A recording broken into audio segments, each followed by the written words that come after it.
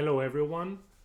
In this video we're going to describe an analysis of the coefficients obtained by ordinary least squares fitting. The prerequisites for this material are linear algebra, and in particular orthogonal matrices and the singular value decomposition. And I really would like you to take a look at to review orthogonal matrices and the SVD before you take a look at this video. That would be great. And also ordinary least squares. In a previous video we derived the ordinary least squares estimator, and that's what we're going to analyze in this video. Okay, so our goal is to analyze the coefficients of the OLS estimator.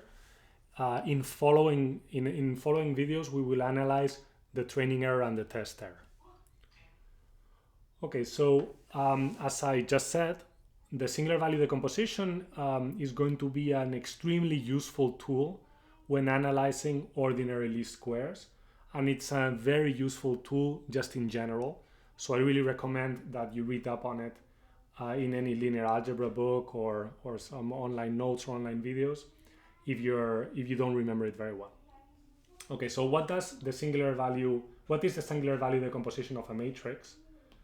As a result of the spectral theorem for symmetric matrices that tells us that symmetric matrices have orthogonal eigenvectors, because of that, every matrix, not only symmetric matrices, and in particular every matrix, no matter whether it's square or rectangular, has a singular value decomposition where the matrix can be decomposed in left singular vectors that we place as columns of this matrix U, right singular vectors that we place as rows of this matrix V transpose, and singular values, which are scalars that go into the diagonal of this matrix S.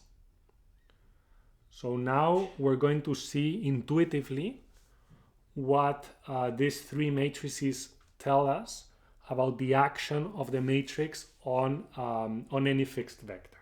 Okay, so again, A can be written as U A S V transpose. But what does that mean? Well, it means that when we apply it onto a vector X, the first thing that happens is that we compute V transpose X. Because V is an orthogonal matrix, essentially what we're doing is we're rotating X. We're not changing its norm, we're just rotating it. Then when we apply S, what we're doing is we are stretching it in the direction of the right singular vectors V. Okay, because first we rotate to align the axis with the rows of V.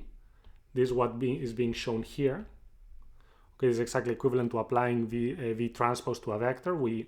Oh, by the way, I wrote X here. It should be W, right? Because that's the notation we're using here. So the first thing that we do is we rotate W so that basically the axes align with the right singular vectors. Then we stretch in those separate directions depending of the corresponding singular value, because again this is a diagonal matrix, and then we rotate again to align the axis with the columns of U. Okay, this is what is shown here. So these equations might be difficult to follow as equations, but let's take a look at a picture. What is happening here, for example, to this vector, when we apply A, is that first it gets rotated according to V, then it gets stretched, and just to be clear, what happens here is that S1 stretches in the direction of, this would be aligned with V1 now. Okay, so everything aligned with V1. So this rotation, just to be clear, because maybe this is not completely clear, this is rotated. This has been rotated like that. Sorry for writing it there. So again, let's start from the beginning. So we start with this. V transpose rotates things like this. So now this ends up here and this ends up here, which means that the components that were aligned with V1 are going to be stretched by S1, and the components that were aligned with V2 are going to be stretched by S2. Okay, this is the stretching happening right here. And then things are aligned again so that we end up, so that this guy ends up aligned with U1 and this guy ends up aligned with U2. Okay, this is what happens when you apply this last matrix U. So essentially, the action of a matrix can always be separated into three different steps: rotation according to the right singular vectors, scaling according to the singular values, and rotation again according to the left singular vectors. And this is often an extremely useful way of visualizing or analyzing the action of a matrix. What happens, so an interesting question to ask is what happens is if one of the singular values is equal to 0. So again, we apply the transpose, which rotates things in this direction. And now, what happens in the direction that corresponds to the second singular vector when the scaling occurs? Well, when the scaling occurs, that gets completely squashed. So only the component that was in the direction of the first right singular vector survives. Then once everything is squashed here, we align again so that everything ends up aligned with U1. If there was any component in the direction of V1, then that ends up in the direction of U1. Everything else disappears because here we're in 2D, so there's only two singular values. Everything that was in the direction of V2 just gets squashed because that singular value is equal to 0. Okay, so now that we have very, very quickly, I realize, reviewed the singular value decomposition, we're going to go back to regression, where our goal is to estimate a certain response from some observed variables. As we introduce, so this is the same notation we introduced when we're talking about ordinary least squares. We're going to assume that we have a training data with n examples. Each of the examples consists of a value for the response and a corresponding value for p features that are observed. And we put the features into a feature matrix that we call X and the response into a response vector that we call Y. We derived already that the ordinary least squares estimator is equal to XX transpose inverse times XY. And we saw that you can derive this in two different ways, either based on the linear best MSE estimator or just by minimizing the least squares cost function. Now we're going to analyze this by applying the SVD. So X is equal to U SV transpose. So in particular, X transpose is just equal to U S V transpose V S U transpose. But this guy has orthogonal rows, so when we multiply it V transpose times V, this is just the identity. Okay, because its rows are orthogonal. Please verify that you understand why that is the case. And because of that, we end up with this squared matrix here. This just means that we're squaring, this is a diagonal matrix, right? So when we multiply it times itself, we only need to square the entries of its diagonal. That's where it's coming from. Okay, so we get this expression for the OLS estimator. And now if you look carefully at this matrix here, okay, the inverse is actually pretty easy to find because all you need to do is you need to take U S minus 2 U transpose, where this contains the same entries as S squared, except that you have a 1 over the squared singular values. So just to be clear, S squared is equal to S1 squared down to SK squared, and the rest is zeros. S minus 2 is equal to 1 over S1 squared and to 1 over SK squared. And now you can verify that if you multiply this times U S squared U transpose U is equal to the identity, S to the minus 2 times S squared is equal to the identity, right? Because when you multiply these two guys, you're just going to get the identities. You get ones in the diagonals and all the rest are zeros. And you end up with U transpose, which is also the identity because these are orthogonal matrices. Okay, so long story short, this inverse here is just going to be equal to U S minus 2 U transpose. Okay, and that's what it is. And now this is just the identity. S minus 2 times S is just going to be a diagonal with 1 over the singular values. And we end up with this interesting result where we can write the coefficients of ordinary least squares as our response multiplied times V transpose, the inverse of the singular the diagonal matrix of singular values of the feature matrix, and then the left singular values. If you look at it, this essentially, so remember that what we want to do in ordinary least squares is to say, okay, like we want y to be more or less equal to x beta. Of course, if this was a square matrix, we could just invert it, but it's not a square matrix, okay? In general, it's going to be, we need more observations than coefficients we're estimating, so it's going to be like a tall matrix like that. And what we're doing is we're trying to fit this long vector of observations with a small number of coefficients. Okay, that's essentially what we're trying to do here. This is y, this x transpose beta. Okay. Now we cannot compute the inverse, but we can compute a pseudo inverse such that the pseudo inverse times x transpose is equal to the identity, and that's exactly what we're doing here. Okay, because if you realize x transpose is going to be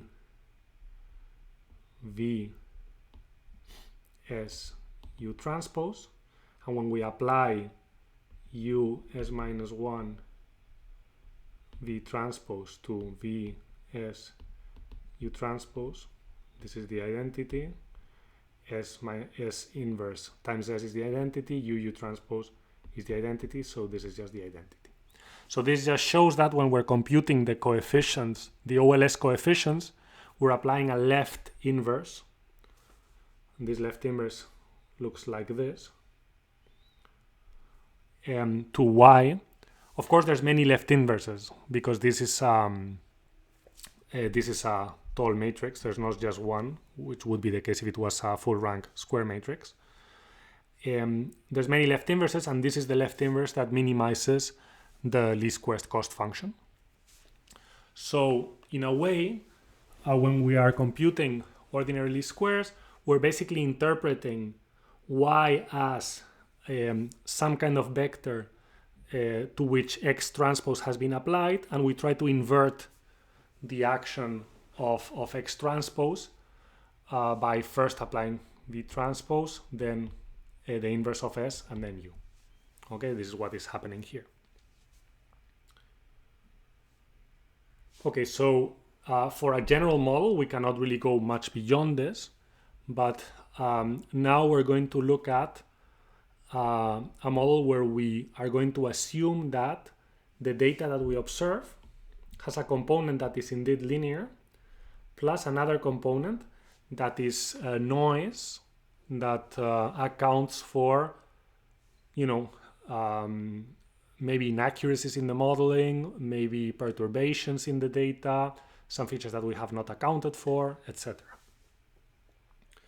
We already saw that in mean squared error analysis.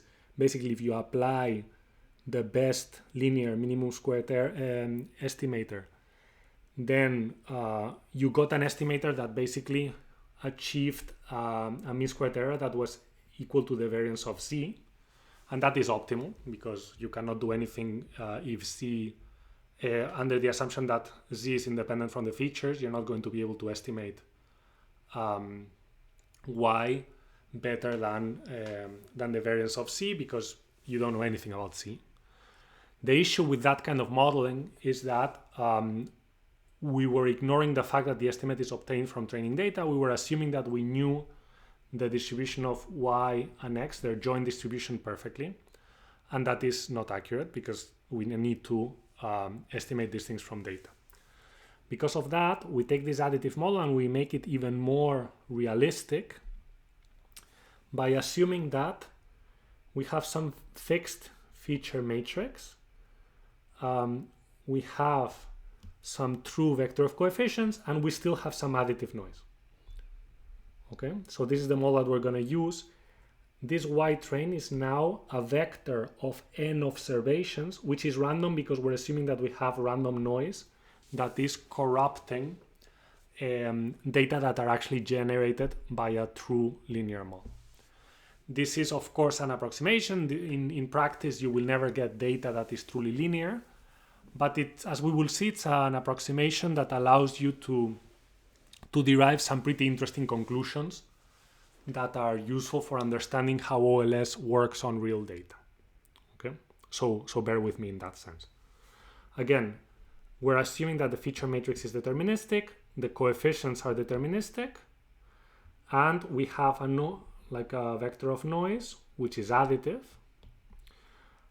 It's going to be independent from everything else. Actually, it's the only random thing here. So it's going to have independent entries. It's going to be IID Gaussian. It's going to have zero mean and a certain variance.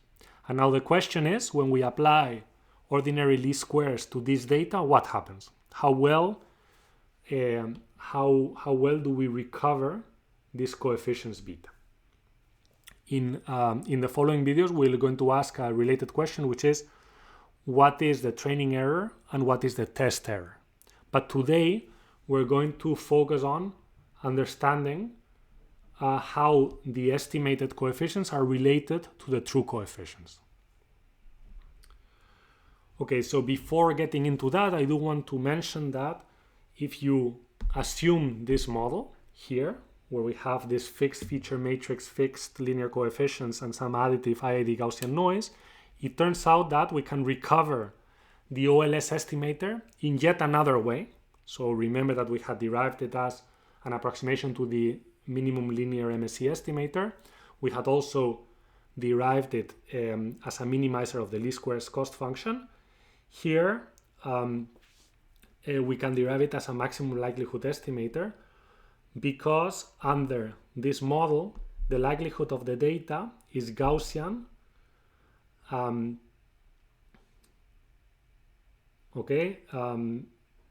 So, I mean, it's a Gaussian, and the mean of the Gaussian is at, I've annotated this way too much, but let me annotate it even more. So the mean of the Gaussian is here, right? This is the mean of the Gaussian, because this is just a zero mean Gaussian, and if we add a constant vector, that becomes its mean. And the covariance matrix of the Gaussian is just the identity matrix times sigma squared. Okay, so under that, this is what the likelihood looks like, because it's the joint PDF of the observed data as a function of beta. Okay.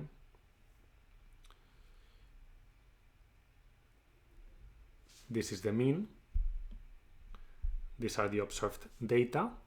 Okay, and this is the joint PDF of the Gaussian, where this is here because this is the variance of each of the entries.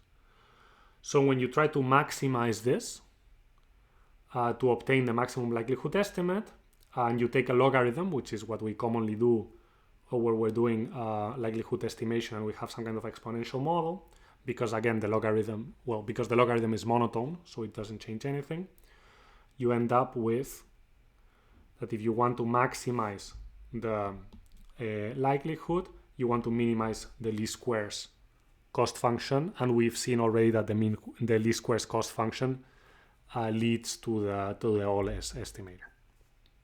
Okay, so again, this is not too interesting because the OLS estimator can be derived from much more general assumptions. You don't need anything Gaussian. But it's good to know that if you assume just additive Gaussian noise and you do maximum likelihood, you also end up with the OLS estimator. Okay, so let's go on to more interesting things. Now we want to understand what happens, like basically when we minimize the least squares function and we have this additive noise, how does this affect our estimate of the coefficients?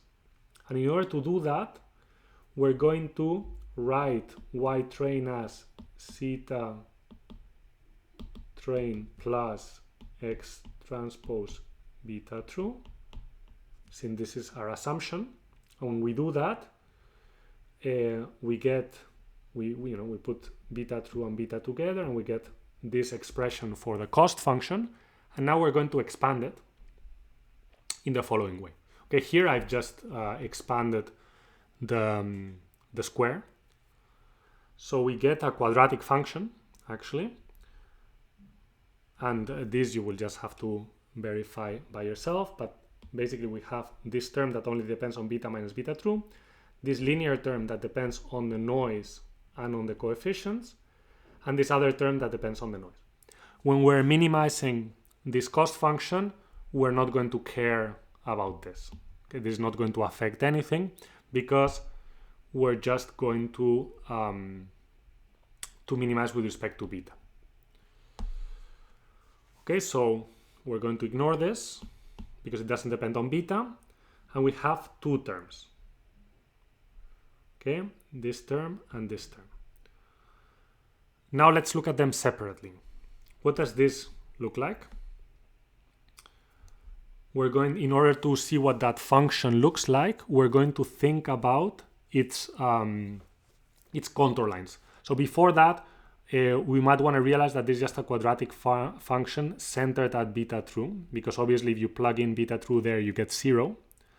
And this is positive definite, okay, because XX transpose is positive definite, as we derived, well, as we showed when we were talking about the OLS cost function. So this is a quadratic function that is centered at beta true. Let's think about what its contour lines look like. So in order to derive its contour lines, we're going to set the function equal to a constant, c squared, and then take a look at what is the shape of the points for which the cost function is equal to that constant value. So in order to do that, we're going to again apply the SVD. We already saw that XX transpose is just equal to U times a diagonal matrix that has the squared singular values times U transpose. And now, basically what happens here is that beta minus beta true is being rotated by U and then scaled by SI squared. So if there was no SI squared, this would, and maybe no UI, basically this would be the equation for a circle, right? Or a sphere in higher dimensions. A sphere centered at beta true, because it just says that you're centered at beta true, and then you have all the values of beta for which the sum of the squared distance to beta true is equal to a constant. That is the equation of a sphere. But here we do have UI transpose, and we have these factors that basically scale this in the directions of UIs. Basically, this is the equation of an ellipsoid that is centered at beta true, which is stretched in different directions according to the singular values. So UI is going to give you the axis of this ellipsoid, and the SIs give you the stretches in the direction of each of the axes. Okay, so let's take a look at a picture. To make things simple here, this is an example where U1 is in this direction and U2 is in this direction, okay? And each of these guys that you see here are contour lines that have these different values. So as you can see, indeed, this is a quadratic function that is convex and is centered at beta true. What we're saying is that, oh, sorry, actually, this always happens to me. This is U2 and this is U1, okay? Just arbitrarily, right? This could have been aligned in any particular way. Here, they're aligned horizontally and vertically just for better visualization. So if we go back here, this equation c squared equals to this sum that is scaled by the singular values and is determined by the singular vectors, means that the stretch in this direction is equal to c, the inverse of, so basically is c u2 divided by s2, and this direction is c u1 divided by s1. Okay, I hope this makes sense. In order to, how do we derive, maybe it would be good to go through this, how do we derive this particular value? Well, according to this equation, okay, all the points for which the cost function is equal to c2 satisfy this. So now you can set this to be alpha u1, and then if you set this to be alpha u1, u1 is obviously aligned with u1 here, and it's orthogonal to all the other ui's. It's orthogonal to u2, u3, u4 up to up. So if I plug in alpha u1 there, I get that c squared is equal to s1 squared alpha, right? So then alpha is equal to c divided by s1. Okay, does that make sense? Oh, I have a square here, of course, and that's why this is alpha squared. So I was wondering, like, why why doesn't this make sense? So basically I see that the scaling in that direction, when I put a vector here so that it has value c squared, if the vector is in the direction of u1, the stretch is c over s1. If I do exactly the same but putting alpha, oops, sorry about that, I don't know, I was gonna use beta, but that's a mistake. Put here gamma u2, so I'm trying to see how far do I have to go in the direction of u2 until I have a value of c squared. In that case, I'm going to get that gamma, by exactly the same reasoning, is equal to c over s2. Okay? So here, what I'm saying is that if I go in the direction of u1, I hit the contour line for c squared when I have moved c over s1. If I go upwards, if I go to the right, I hit the contour line for c squared if I do c over s2. Okay, and this again I just obtained by plugging in to this equation here. Okay, the point is that I have this quadratic function that is centered at beta true, and it's stretched according to the singular values. It's stretched more in the directions of the smaller singular values, okay, because it's 1 over the singular value.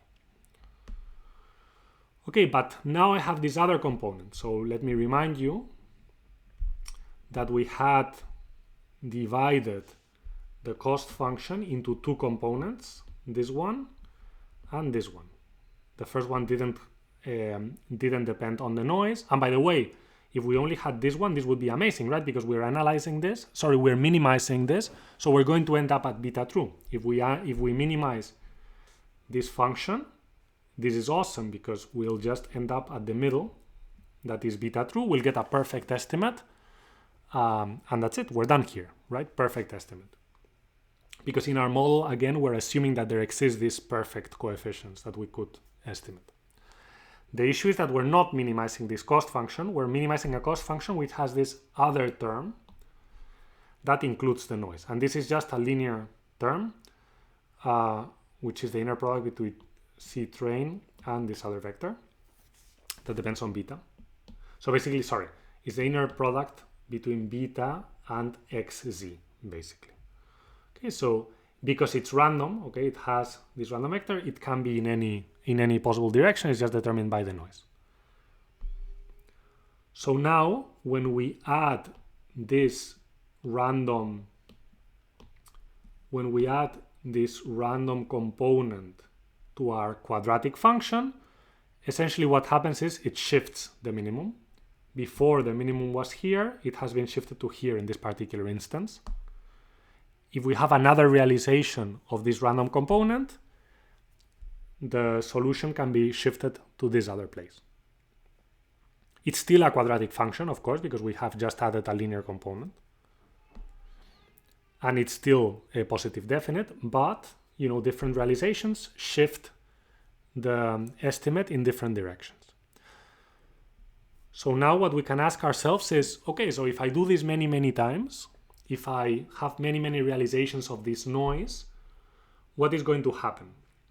Well, here I have shown, like, this is a numerical experiment where I have created 200 realizations of the noise for this example, and I've seen what is the solution, to the least squares problem for that particular realization of the noise. And you can see that it's basically a cloud of points that seems to be centered at beta true. So now we're going to prove that this is in fact what is going to happen. So where are the minima here? The minima we know are at a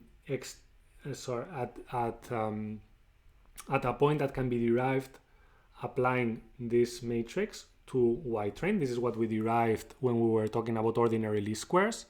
Okay, this is the ordinary least square solution that has this closed form expression.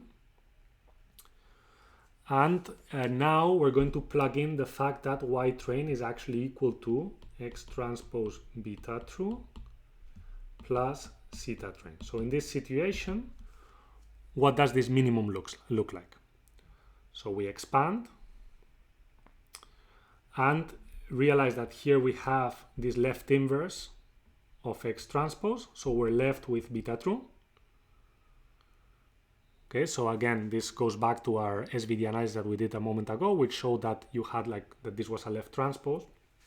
I mean, also, this is obvious from this expression. The interesting thing here is that we're left with this other component. So as I said, if we had no noise, then we would end up at the true coefficients. This is another way of seeing it, but we do have noise. So now we have to deal with what does this look like. So for that, we apply the SVD expression for this matrix that we had derived before, which is just V transpose, the inverse of the singular value matrix, and then U. And now we ask, what is the distribution of this?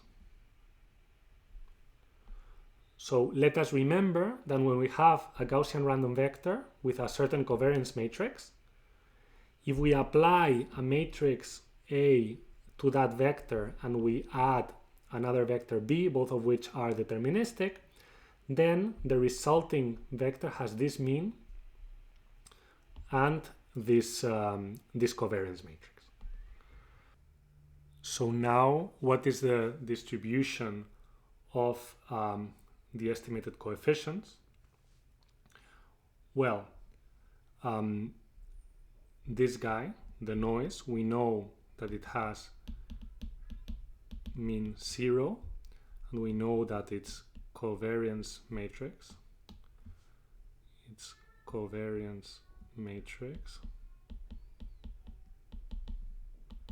is equal to the identity.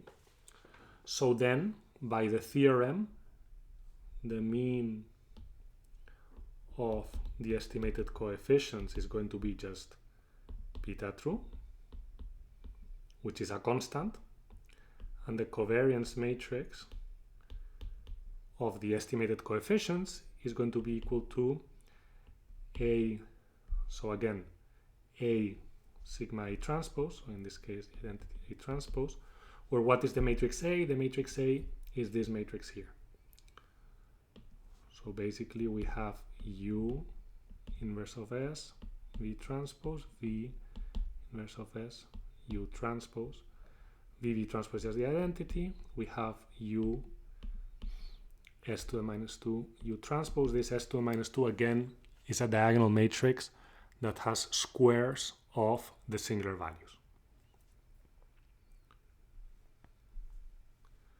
Okay, so it's Gaussian with mean beta true, and covariance matrix. Oh, I forgot that the covariance matrix here is actually, so maybe let me go back to my derivation. This is sigma squared. So there's a sigma squared here, there's a sigma squared here. Okay. So this looks cleaner. Have covariance matrix sigma squared times u s to the minus 2 u transpose. So what does this look like?